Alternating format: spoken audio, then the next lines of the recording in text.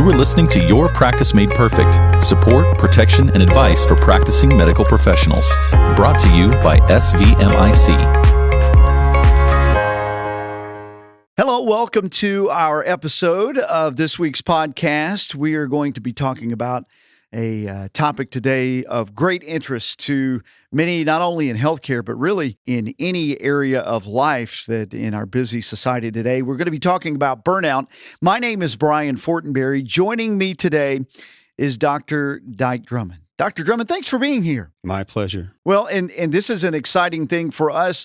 This is going to be almost like a little preview of some stuff you're going to be doing for us on the live seminars for SVMIC. You're going to be getting more in depth in this topic of burnout. But really, today we just kind of want to get a brief introduction to the topic and get folks excited about what's to come in the seminars coming up in 2019.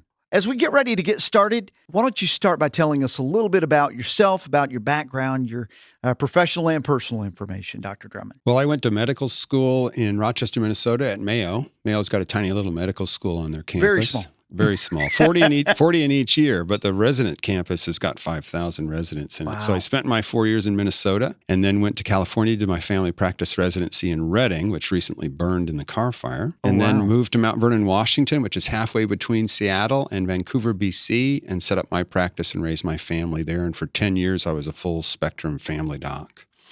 And in 1999, I burned out of my practice in a fantastic fashion that you'll learn about if you come to the live seminar. And eventually had a very successful little training company teaching people how to lead better meetings, meeting facilitation and leadership development for the Navy's Lean Six Sigma Black Belt certification program, interestingly enough. And in 2010, I launched The Happy MD as a coach to be able to help doctors who were feeling burned out like I did back in 1999. And for the last 7 years, we've been the leading organization to provide coaching and training and consulting to prevent physician burnout, both for individual doctors and for organizations. At this point in time, I've trained about 30,000 doctors for 140 organizations in 3 different continents.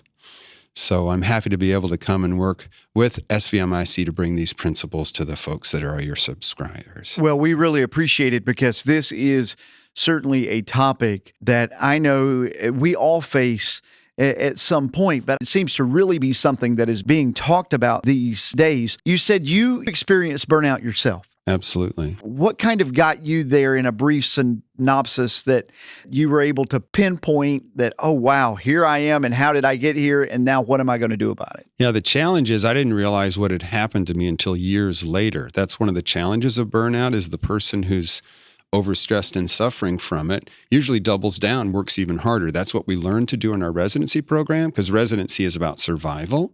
Yeah. So it's often that the doctor is the last person to recognize they have burnout. It actually took me 3 or 4 years to figure out that burnout is what had taken me out. In my case, my family had wanted to have a doctor in the family for 3 generations, and I was the one who fulfilled that dream for them. Sure. But at that point in time, the 2 people who wanted it the most, when I was 40, my mom and my grandma were both dead. I'd been a family doc for 10 years, and I just hit a brick wall. For me, it felt like somebody was choking me out when I was at work. I took a sabbatical. It didn't get better. And I actually quit as a means of survival. Again, that's one of those things that I recommend people don't do is walk away from their current job, no matter how bad they feel, because that's going to cut out some possibilities for you going forward. Don't do what I did. I learned some lessons the hard way. I'm going to teach you so that you don't have to repeat them. So is that really what led you to create the Happy MD back in 2010? Well, I got certified as a coach right away, and coaching is something that has a certification process. It's a different way of working with clients. But it was actually 10 years later, the second time I burned out, when a divorce and that business, the training business I talked about, went away. It was in the depths of that I decided I would see if there was a way to help other doctors. And that's when I launched the Happy MD. And it just happens that was 7 years ago. And the wave of interest in burnout has coincided with my website being #1 on Google for physician burnout, if you type it in. Yeah. We actually own about 6 positions on that first page. Wow. So at this point, I have about 2,300 hours of one-on-one physician coaching experience, helping doctors from all specialties get better. Like I said, people have asked me if I can train, and I've been pretty much full-time as a trainer, teaching doctors the lessons we've learned from their colleagues as coaches. What are some of the reasons that you see physicians ending up in burnout? Can you put your finger on any of it? Oh, yeah. Or tell us a little about Absolutely, that. but it's not simple. See, the most difficult thing for doctors to do to understand burnout is realize it's not simple. It's not a problem. There isn't a solution. It's been a perfect storm of overload for the doctors in the front line. First of all, burnout's a combination of being totally exhausted, being cynical and sarcastic about your patients, and wondering whether or not your job or your practice is having any meaningful impact at all. What's the use is a term that comes into your head. And typically that's because of overwhelm.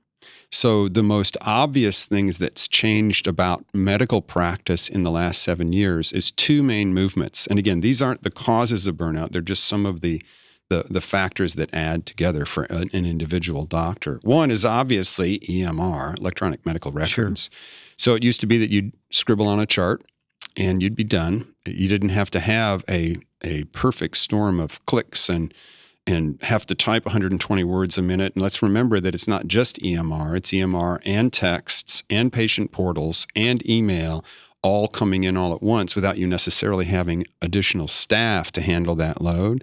And the second big movement is that doctors who used to be independent are now often employees. Yes. It was 2017 that for the first time the majority of physicians were employees rather than independent. So now you work for the man and you got to fill out the EMR. It's not that dark, right? However, boom, boom, all of a sudden being a doctor in 2018 is a lot different than being a doctor in 2010. And so I would say for most doctors, those two factors are major in their burnout. There's a lot more. Do you see whenever you're dealing with these physicians, sometimes it probably could be misconstrued as I'm sitting here listening to you you hear about doctors being, we've got a issue. They're not playing well with others. They're not getting along with the staff or whatever. That could just be a symptom overwhelm of burnout, correct? Yeah. If you're overwhelmed consistently and can't recharge at home. So for instance, another big cause of burnout is whatever's going on at home. Because if you put energy into your practice and you come home and you're supposed to recover, but you can't recover at home because there's other things going on at home. Right. Let's take a doctor who's on the edge, coping with their practice just fine, but all of a sudden they have their first child and it turns out it's a special needs child. Wow. Yeah. Or let's take any doctor and have their marriage start to fall apart. Or give them their own personal health issue, right?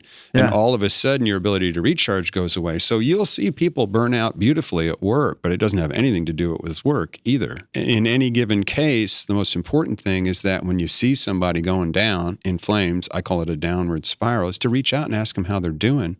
And see if you can figure out what's going on in that individual doctor. The big challenge is we've been conditioned to never show weakness. And so the chance that they'll tell you the truth the first time you reach out to them is pretty slim. Again, one of the things I'll teach in the live session is how to reach out to a colleague in distress so that you have a better chance that they'll open up to you. Obviously, there's going to be bleed over your personal life and professional life. Is it important to draw a very distinct line, or is that really impossible? It's not impossible, but it's not something that's taught.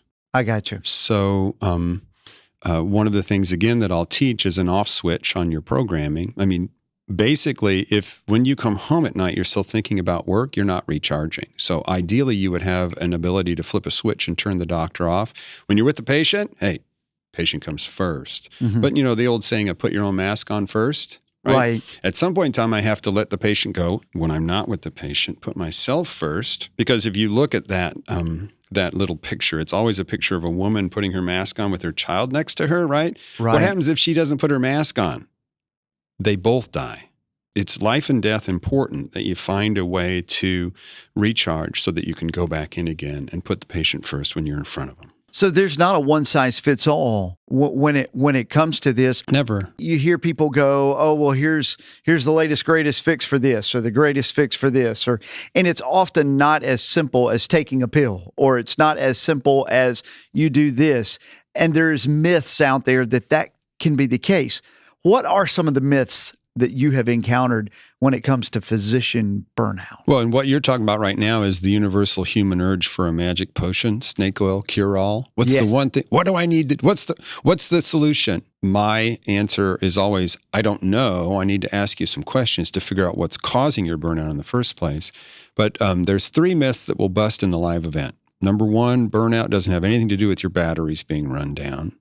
Number 2, burnout's fundamentally not a problem because it doesn't fit the definition criteria for the word problem. So it doesn't have a solution. There's a different way that you address it. It's another S word. The word's actually strategy, but I'll show you how that all fits together in the live event. Those are the big 3 myths that I see. And actually, the simplest way that you can address burnout if you're an employee doctor is there has to be a strategy for you. And there has to be a strategy for the organization, because when a doctor is an employee of an organization, we got ourselves a canary in a coal mine situation there, so that both the canary and the coal mine need a strategy to lower the stress in the workplace. There's a strategy, obviously, having to deal with physician burnout once you're there. Is there a different strategy to, say, prevent or try to keep at bay the possibility of physician burnout before you get there? So let me give you a for instance. Somebody calls me on the phone at the website because they think they might want to coach. And our first session is always free. It's just a discussion of what's going on. We give people a strategic plan. And they always want to tell me about what's going on, what's going wrong, what's not working for them on their job site. And they say, what do you think I should do? And I always answer, I have no idea, because it's one thing to know what's not working for you on your job site. It's a totally different thing to know what you'd like your practice to be. So I always work with people to create an ideal job description. And nobody teaches doctors to do that. But describe to me what you'd really like your practice to be like, because it's only when you know what that is that you can make the changes to get you there. So the first thing I always work with on coaches, and the first thing we'll talk about in the training, is how to create your own ideal job description, because you don't have to be burned out to benefit from the training here. Right. No matter what is going on in your practice, this process of focusing on your ideal job will help you make it better. If you're 80% satisfied with your practice, we can get it to 85, 90 with the same process. But what I found is interesting. If you feel like you understand what your ideal practice is, and you feel like you're moving in that direction, burnout just flat out doesn't happen. Gotcha. As soon as you feel like you're swinging in the breeze and nobody cares, if that's what's going on, you can very easily get burned out. But as soon as you've identified what you want and you've begun to move in that direction, all of that stress and burnout goes away because you're on a better path. And I think that's a perfect reason that people should understand this is going to be seminars for everyone. You don't have to be in the heart of desperation of, I'm at my wit's end, it's the last straw, I'm burned out. There's going to be information in this seminar that's going to be very beneficial for those people that haven't yet gotten to burnout. Right. And what's interesting, too, is everywhere I go, about 30% of the room's already been through it at least once. Really? Because there is a highest and best use, right? Yeah. So that is about 30% of any given group of physicians. Really? Here's burnout, okay? Remember back, I'm just talking to anybody who's listening right now. Remember back to a time in your life. Was there ever a time when you were being a good soldier, doing what everybody expected of you, working hard, following orders, staying inside the lines, and it got so uncomfortable that you had to make a change, and that change is responsible for who you are today? Well, that discomfort at that turning point, that was burnout. It pushed you onto a path with more purpose. You're now happier now than you were back in that uncomfortable time. See, the challenge is, though, in that crisis point of, I can't take it anymore. Some people drink, drugs, end up, statistics, suicide is even possible for burnout. We lose 400 doctors a year. So what I help people do is actually use the stress and the burnout that they feel to create that more ideal practice, right? Without having to go through the crisis that could take their life. Most rooms that I'm in, about 30% of the doctors will raise their hand. That is very interesting because it gets really real, because in all of our lives, you often get to that, as you describe that turning point, and it's okay, now how am I going to deal with this? This isn't what I expected, right? I never thought it was going to be this way. But you look inside, and at some point in time, you say, I've got to take responsibility. What am I going to do about it? And you make the shift. And it's like, why did I wait so long? Yeah, and you're like, well, I had my life planned out. I was going to get married, going to have the wife, 2.5 children. The statistics say I was going to live with a white picket fence. Well, and check it out, though. If you're a doctor, right? Residency and fellowship. I mean, I was a family doc, 4 years medical school, 3 years of residency. There's 7 years in the medical education system. I've met people who've been as many as 20 years in the medical education system. But that whole exercise is an exercise of survival. All I'm trying to do is make it to the end, realizing that they're holding me underwater along the way. Well, now I'm in my career. That career stretches to the horizon. This is a totally different setup. Right. It's not just about survival, right? It's about, okay, now I'm out. It's my life. And all of a sudden, I'm perhaps married. I perhaps have 4 children, right? Well, how is this going to work when now I'm on completely unfamiliar ground? Because this isn't residency and it's not about survival. And it won't be what you thought it was going to be unless you're constantly planning to make it the best that you need it to be. It has got to be extremely challenging to work with physicians that are becoming patients, I guess, to some extent, in dealing with this burnout. How do you work with them? Is there a group that you have to pull in? How does that work? Well, as I sit at my website, people contact me. Okay. So the people that I work with are people who have woken up from the trance of, just head down like little train on tracks. So most of the people that I work with are wanting to change. And that's why it's so important to get out and do proactive education, because you don't have to wait till you're in a hole like that and ask for help from a position of burnout to actually benefit from what we've learned from burnout doctors. But no, I don't typically have to convince someone, because what we teach is very, very, very simple stuff. I mean, think about it. When I meet somebody, they're burned out. I cannot teach them things that are hard to understand, and I can't ask them to try and do things that require a lot of time and energy. We have to take little baby steps that help them feel better right away. Baby step, baby step, baby step. So it's little tiny changes. And the most popular little tiny changes that my clients make for instant results are the 6 different tools that I teach in the live training, like an off switch on your programming so you can come all the way home at night, like a weekly process to create a life calendar that only takes about 20 minutes every Sunday so that you can maintain life balance, like understanding that you need a strategy and not a solution and beginning to build that. So it's all very simple. We've burned out all the complicated stuff, so everything I teach you will give you results immediately. The other thing that's interesting is having a group of doctors talk about the fact that this work is stressful and all of us struggle from time to time together, like we will in that room at the training, by itself is therapeutic. Because you're going to realize you're not alone. I mean, everybody feels this way. It's like, oh, you feel that way too? And it's just a relief to realize that you're not alone. I think it's important for people to hear, sometimes you hear things and you're like, yeah, they're going to give me this long list of stuff that I have to do that's going to take more of my time and be more complicated. And it's just going to get me further down in the hole that I'm digging. This is not that. That is what I'm hearing. Right. If you have been to a burnout prevention training in the past, it probably sucked, because it was not something that was taught to you by a person who's coached 500 doctors and trained 20,000 more. So I'm not going to tell you anything that's not real in the real world, because we've tested it with thousands of docs before it ever came out of my mouth. So I'm not an academic. I'm not going to talk just about the topic. I'm going to give you tools. This is what it's like. Here's a tool to prevent it.